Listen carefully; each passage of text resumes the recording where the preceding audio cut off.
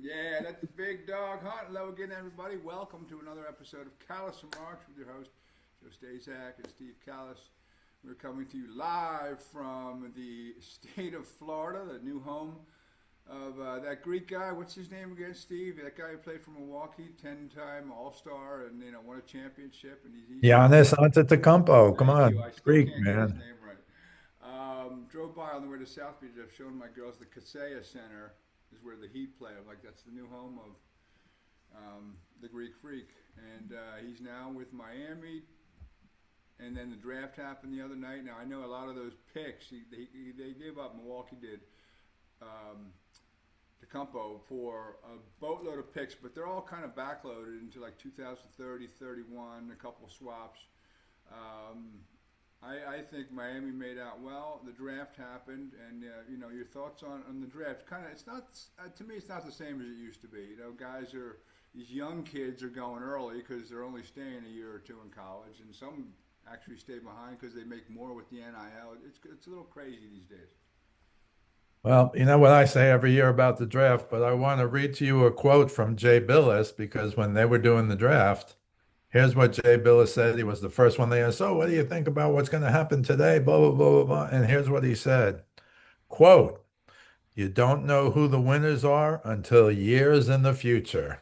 Thank you. Right? You don't. I know that, and it's the game we play. Same with the NFL. Who won the draft? How do you grade the? You don't But know. everybody will. Everybody will grade. Everybody will say this, who was the best, who was the worst, who made a mistake, who was great, and you just shake your head. Now it would be great if Jay Billis every year, if he just starts his coverage with, well, 3 years ago, he was drafted, he's a bum, he was drafted, he's a star. But Mm-hmm. that would be fantastic. Right. Because I'm not saying this is a waste of time, because it's not a waste of time, but it's just interesting. One thing on the Greek in that trade. The Bucks did get the number 13 pick in this draft. And with number 10, they took Braden Burris from Arizona, who's a real good player. Real good And at player. 13, the experts seem to think they took Nate Ament, who was second in the SEC freshman in scoring. And so they think the Bucks did pretty well, except to me, they didn't do pretty well. Why? Because they lost Giannis. Right. They lost. How are You're you going right. to make up for that guy now? I understand what you're saying. I think their draft picks go out to what, 2031 or whatever you said. Yeah. It's Way only in the future. 2000. Way in the future. Um, but in any event, happy to listen to what you want to do. But I have one interesting angle that I'll go after you finish that I found fascinating. But the Bucks did get a good draft pick, two draft picks, but again, in the top 13, which is now what is the top 14? The lottery now? Is it 14 people now, Joe? 14. Yeah. In the old days, the lottery was like five or six, but Oh, absolutely. whatever. Go ahead, and I got one for you at the end of when you're done. Yeah. I mean, I kind of like what. The Sixers got a LeBron.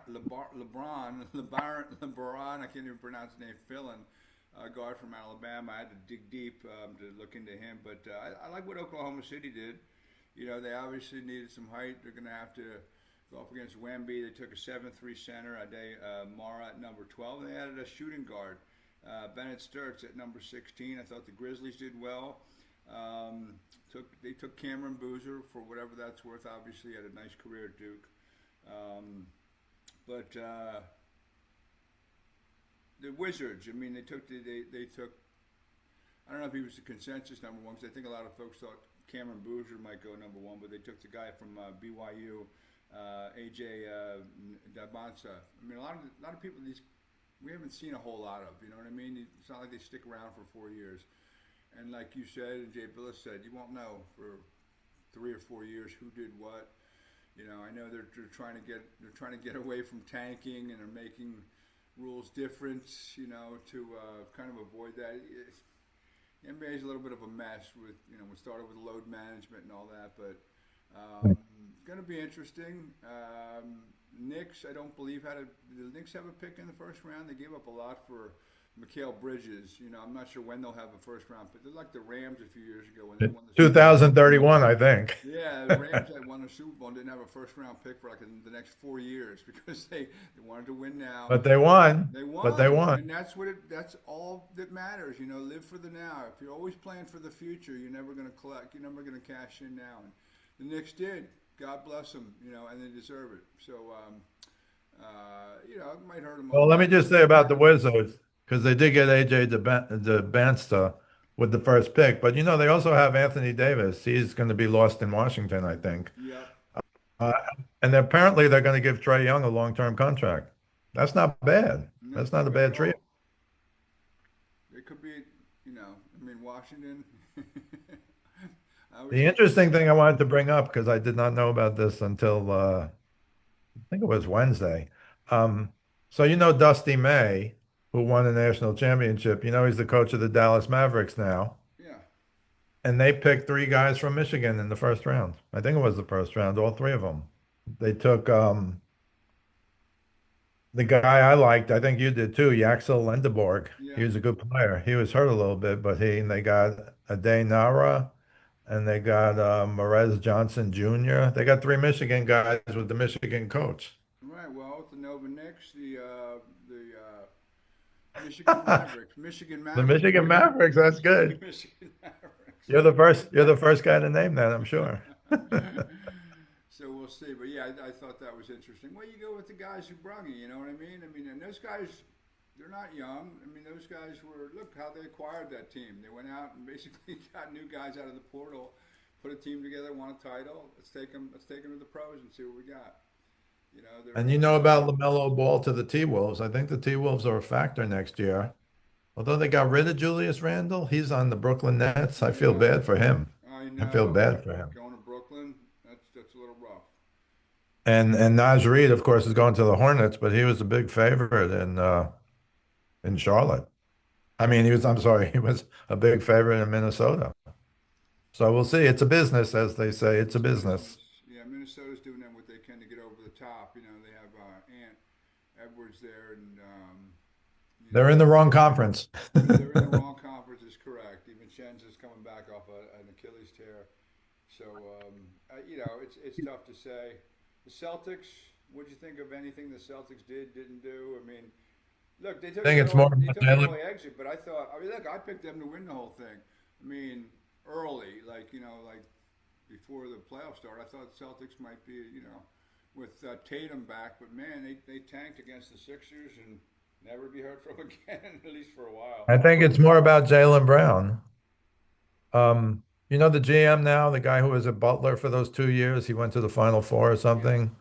He's been there forever now, and he gave a long speech on Jalen Brown. We love Jalen. We think we expect him to be on the team, but I thought they were just trying to get rid of him. They had made a couple of offers to a couple of teams, but I guess they were asking too much. But it's Jalen Brown. He was a second team All NBA this year, and he was the MVP when they won the championship.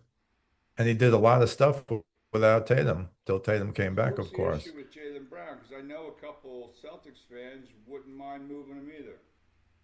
Yeah, no, I don't know. It seems to me those two together, you can argue that they're the best or one of the three best 1-2 punches in the NBA. And I don't know what it is. I don't know if they don't like each other now. Jalen Brown put a lot on his back this year, and Tatum did come back. Well, you heard him But say afterwards, and he kind of came under a lot of scrutiny that this was the most fun I've ever had, and most of the year was without Jason Tatum. You know what I mean? Are we supposed to read into yeah, that? Like, really? You just came that's a off good point. a colossal collapse, and that's the most fun you've had this year? I don't know what to make of that, to be honest with you. You know? Neither do I, but they're a factor if he sticks around, and it depends on who they get for him. If they trade him, maybe you thought something was going to happen at the draft, but it Hope didn't so. happen. Yeah, Brad Stevens, I think, is pretty Brad solid. Stevens, right? I think he's pretty solid as the president. He was the coach. He got bumped up. I think he's a good basketball guy. Took Butler to two national title games back-to-back years. I know they didn't win either one, but my gosh, Butler.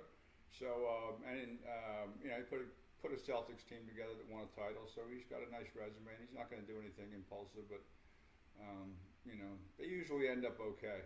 You know, um, from Danny Ainge to Brad Stevens, but that is an interesting situation with Jaylen Brown. I'm not sure. I guess you'd have to be really ensconced in what's going on up there in Boston to kind of know. Because look at Philly, we have our things with our guys and people around the country who aren't really in the inner sanctum. Why would you complain about him? Well, we complain about everything. So so maybe Boston's similar. They didn't win a title this year, and they got bounced by the Sixers in the second round. So I don't know. We shall see. Going to be interesting. Like you said, and Jay Billis said, it takes about 3 years for these guys to come in. Look, I was looking up Miami's roster, and Andrew Wiggins. Remember him? I forget. Like I forget what the line was. In terms of tanking to get Andrew Wiggins, he was in the Joel Embiid draft. And then I said, do you remember who was number 2 that year? Even when I said it, hardly rang a bell with you. I had to really dig deep to remember him, Jabari Parker. He was like a guy in that top 3. Joel dropped to 3 because he was hurt, but Wiggins went 1. He ended up winning a title with Golden State, but years later, he's not the guy who was. He was supposed to be like the next. I hate to say it, Jordan, but whatever. He's a good player, but he's a piece. You know what I mean? He's a piece. And then you have Embiid. You know what I say? You know what I say, Joe? Trust the process. Trust the process. Yeah. Oh boy. Say that in Philly these days. Well, I want to say something in Philly, but if we're going to baseball now, I want to give you Let's a do few it. games about this Phillies week. Last Saturday night, the Phillies beat the Mets 15-3. Schwarber hit 3 home runs, and Harper hit for the cycle. I mean, that's a bad beatdown, That's a which I beatdown. think it contributed a lot to Carlos Mendoza, the Met manager, getting fired, but later. That was last Saturday. On Tuesday, the Phillies were losing on the road at Washington. They were losing 8-6 in the ninth inning. They scored 8 runs. Brandon Marsh hit a 2-run homer. Bryce Stott hit a 3-run homer. Sosa hit a homer. All in the ninth inning, 8 runs in the ninth inning. This is the comeback to me of the Phillies, which you talked about. It's very early when they were horrific. But on Thursday, Christopher Sanchez, who looks like he's unhittable, gave up 4 earned runs, but the Phillies came back to beat the Nationals 10-5. I mean, it's unbelievable. In fact, Sanchez gave up 4 earned runs in the first inning, but Phillies Yeah, come it didn't back to have a protect start, them. but listen, And then yesterday, my favorite Philly, every time we talked about him in the last how many years did we say, oh, too bad the Mets didn't keep him. But Wheeler, who is now 8-1, he beat the Mets yesterday 2-1. And Mendoza got fired. Andy Green is a temporary, I don't even understand this. He's a temporary manager. I didn't even know he was really like a manager.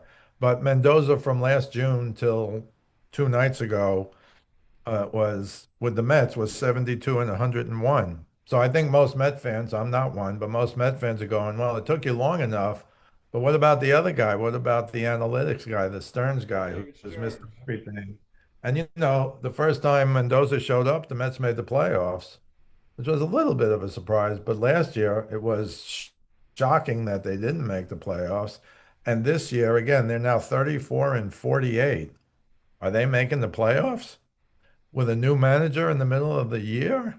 I don't think so, Joe. But the Phillies now, you'll be happy to know, or you do know, 10 games over 500. Wheeler 8-1. Um, Turner with that big RBI single to left to essentially win the game. They won 2-1. And I'll just say one thing about Soto. So, this is so interesting. They gave Soto 375 million. He hit a long ball. I don't know. Did you see the Derek Hill catch? He went, guys will go over the wall. This guy went like 2 feet over the wall. I'm sure he can dunk a basketball. And he made an incredible catch. And when they showed Soto hit the ball, he didn't even run. And this is all part of the problem, I think, with baseball in general and guys like Soto in particular. Now, when he caught the ball, I think Soto might have been to first base, but I think they wouldn't show me the long home to first thing, but I think he was doing the home run trot. So they're giving Soto 375 million, and the Mets payroll this year is 375 million. So as you and I always say when this happens, what? Can't fire all the players. Can't fire all the players, but you can fire the general manager. You know, David said, I don't think forget. Met fans are calling for that. I'm not one of them. I'm not a Met fan, but Met fans are calling for that. It just seems how many years do you give this guy? They've got the richest owner in the world, right? The richest owner by far in baseball, and he spent money up the yazoo, including 375 million for Soto. Who, don't get me wrong, he's played well. I think he would have been better off on the On Yankees. the Yankees. Um, well, the Yankees were doing pretty well without. It's hard because they don't have Aaron Judge and they can't look. But Boston, with the worst record in the AL East, have beaten the Yankees now twice in a row up at Fenway, and they got two more games. So they were able. Tolley last night, Peyton Tolley, 7 innings pitched, one hit against the Yankees. The Yankees don't have, when they show the bench, there's Aaron Judge over on one side, and there's Stanton on the other side, and you're like, when are these guys coming back? But in the long term, it's stay healthy, be healthy by September, get 15, 20 games in, you're ready for the postseason. Um, but it's not the same Yankee team, in my opinion, without those two guys in the lineup. With those two guys in the lineup, Yankees have good pitching.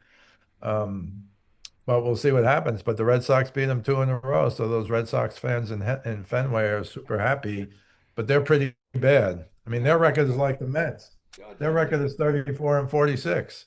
Judge's box office. When he comes back, it should make a difference. And Stanton, I mean, Hmm. those guys are the real deal. Now, in terms of the Phillies, I don't know why everyone was panicking so much. I get it. They were horrible towards the last few days of my guy, who I'm glad that maybe 4 years too late, but they got rid of. And again, I'm not, being. I don't want to be mean. Very nice man, Rob Thompson, but Rob Thompson, so yeah. many mistakes in the postseason. Especially taking out Wheeler. I'm sorry. I have a hard time getting past that game five. Taking out Zach Wheeler. It brings in Alvarado, gives up an 800-foot home run. Anyway, so under Don Madden, they've been great, and it was so early, and they were horrible. I mean, but that's the Philly. Like the Phillies, sign curve. They'll get hot. The thing with the Phillies is they're going to get hot, and they've gotten hot. 15 runs, I think, in three straight games. In the ninth inning this week, and they beat the Mets 2-1. They came back and beat the Nationals, scoring 8 runs in the ninth, and the 15-3 game where Schwarber hit 2 home runs. I think it's the first player to ever hit 2 home runs in a game that went over 900 feet combined. Oh, I hit three, oh, but oh, yeah, okay. the two were nine. It was like 457 and like 453. But he's got 29 home runs. Like he signed the contract, didn't make a big deal of it. Just yeah, I'll do that, and didn't haggle for extra. I mean, he's been great. And Harper is coming around a little bit. Harper gets a lot of bells and whistles, but Schwarber kind of makes that team go. And they have good pitching and started at the top of the lineup in Sanchez and Wheeler. Wheeler's coming off that blood clot that he didn't pitch down the stretch and was out for the playoffs last year against the Dodgers. Maybe could have made a difference. I don't know. He comes back and he's like better than ever. You know what I mean? Sometimes guys take a while. That injury, maybe his career's never right. He's 8-1. He's Zach Wheeler, and I know every time he just gets the Mets, you got to be like, it's like Mitch Marner.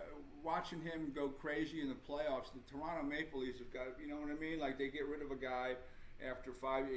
He was their property, and he goes nuts because the knock on him was he didn't do anything in the postseason. He almost won a cup in Vegas. I know we won't even touch the NHL draft. They got the guy from Penn State, and but the Toronto Maple Leafs, you know what I mean? They're kind of like the team that can't ever get out of their own way in the NHL. But I did want to talk briefly, if I could, about Skeens, yes, because before last night, the Pirates had lost seven straight Skeens starts, that's seven in a row. unbelievable. Yesterday, He gives up 4 earned runs in 5 innings pitched. He's just not Skeens right now. And Cincinnati he doesn't get the loss, he gets a no decision. But Cincinnati beats the Pirates 6-4. And now they've lost the last 8 starts that Skeens has started. I mean, yesterday, 5 innings pitched, 4 earned runs, 6 hits, 7 Ks. That's not Skeens. I think something's wrong. And I think we talked about this a while ago, Joe. I think he may want out quickly from the Pirates. Remember they gave the center fielder, I think, or whoever, they gave him the big contract, and he said, well, I guess he's going to be the face of the franchise. That means Skeens am not going to be the face of the franchise. And he probably wants out of there. They could probably get a lot for him, but I've watched him pitch a couple of times lately, and it's not that he gives up. It's just almost like, what am I doing here? It's going to be very difficult for me to win the game. And yesterday, 4 earned runs in 5 innings. He's lucky he got a no decision. But they've now lost 8 in a row that he started, so the Pirates are going nowhere. I think they started off pretty well, Joe, and then they just faded to black immediately. They But we'll did. see what happens. I just think he's not going to be there. And he strikes me as the kind of guy who's going to walk in and say, look, you gave that guy the contract. Get me out of here. Yeah, no, I agree. Someone's going to, when they land Skeens, I mean, he's been in, that's like Siberia playing for the Pirates. I know they had a good start, and I know that contract probably didn't sit with the center field, didn't sit great with him, but he'll go somewhere, and they'll pick up some pieces. But does anyone want to play, Pittsburgh every 5 days and have that, like you said, 7 straight starts, really, and he's lost? They haven't won a game. They haven't won with that, and they're dipping now. It's baseball. Look at the Chicago White Sox. They were the laughing stock last year. They're now first in their. They're first in their. I don't know how they did that. I don't know much about the White Sox, but I mean, my gosh, it's baseball's crazy. Last time we really talked about the Phillies, they were 12 games out of first, behind the Braves. Again, I kept saying it's way early. They're 4 games out right now. It's not, we define kind of baseball in 2 halves, the All Star break, which is coming up in Philly this year. They're 4 games out. I mean, that's easy striking distance to the Braves, if not, I mean, the wild card. So they're in okay shape. They're in okay shape. I don't know if they're built to beat the Dodgers, because the Dodgers still have that like $8 billion payroll and Otani and those guys. But it's tough to repeat, it's tough to three-peat. So, and they almost didn't get it done last year. So we shall see. A little bit on. I'm down in Florida. I went to South Beach. It's all World Cup down here. TVs. They put out extra TVs. Monitors are in the middle of the street. It's a melting pot down here. So I mean, it's great. Me and you aren't the hugest soccer fans, but I think it's interesting watching people so passionate about their country. USA, July 1st, in the round of 32, they take on Bosnia and Herzegovina in San Francisco. I guess they're playing 2 countries now. I I don't know what that's about, but that's who they play, and to get to the round of 16. I know they lost to Turkey, but they sat out a lot of guys. It was kind of an exhibition game. Yeah, They'll but be here's what I playing think. Here's the interesting thing about that game. So the coach on purpose didn't start 9 of his 11 starters. So this always takes us, what are we talking about the last week in the NFL season? Are you going to, not play your starters and then have them play 2 or 3 weeks without playing?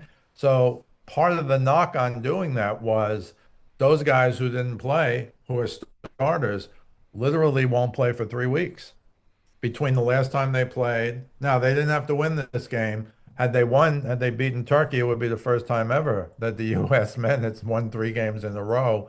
And I think the last time they were in it was like 1930 or I mean, it was you can't compare them to the women. The women always women win or dominate, dominate. they're in the neighborhood to win.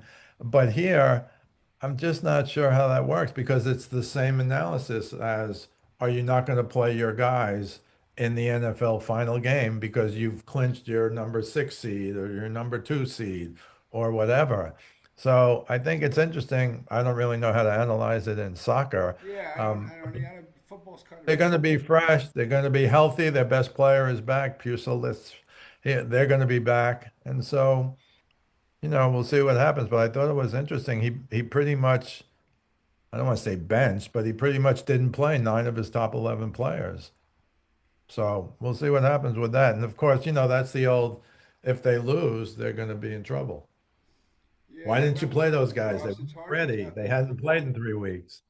football is very technical, so maybe there's a difference. I don't, I'm not going to pretend to know a ton about soccer, but I don't know. I mean, it's good that they're rested. Nobody got hurt. The star has another week to heal. They're certainly going to be Well, he fresh. played. He came in the second. He came in the second half and played, and they said he's healthy. So Yeah, good for him. yeah, good for him. So I don't know. Going to be interesting. They started out well, beating their first two wins, six goals versus one. That was pretty impressive, shutting out Australia and who did they beat in the first? Paraguay. Paraguay. Yeah, pretty impressive so far. It's early. It's early. There's a lot of good teams out there, but nice to see them making a little bit of noise in the World Cup. Good stuff, bro. You got anything else? No, that's it for me. Yeah, me too, man. Well, good stuff. Appreciate. I'll be back home tomorrow, so we'll continue next week from the friendly confines of Malvern, Pennsylvania. Good stuff, bro. You can check out Steve's stuff on his daily Facebook forum page. Speaking of sports, with Steve Kallas. You can also follow this podcast every week on YouTube and on all the audio outlets, Apple and Spotify, etc. as well. You can follow me on Twitter at JustASAC975 or on Instagram at JustASAC4799. Appreciate you listening, watching as always, folks. We'll see you next week. Thanks, Steven. I'll catch up with you when I get home. Always a pleasure, Joe. You too, bud. We'll talk to you guys.